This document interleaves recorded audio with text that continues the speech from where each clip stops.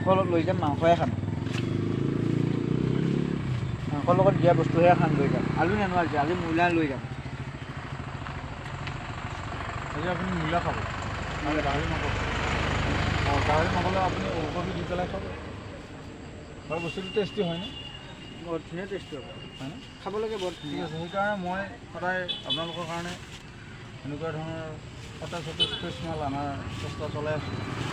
আৰু actually fresh মাছলে আনিব। আৰু আচলতে মই যাতে স্বাৱলম্বী হোৱাৰ কাৰণে যাতে আমাৰ উদীয়মান যুৱকসকলে যাতে তেওঁলোকে যাতে এটা চিন্তা কৰক যে আমি ব্যৱসায় কি বস্তু সমাজে লাগি ভাবি লওঁ যে কিবা কিবি বিচাৰি ফুৰাতকৈ নিজাকৈ এখন সৰু সুৰাকৈ হ'লেও ৰাস্তা জলত হ'লেও ক'ৰবাত কিবা হ'লেও যদি ব্যৱসায় এটা কৰে তেওঁলোকৰ ভৱিষ্যত বহুত উপকাৰ হ'ব বুলি মই ভাবোঁ।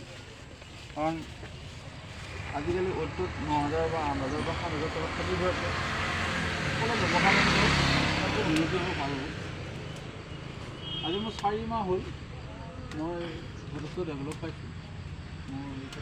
মই নিজে সদায় পুৱা 5 বজাতে গুচি যাওঁ গেন্দা চকত যাই পেলাই মই তাৰপৰা গুচি আহোঁ।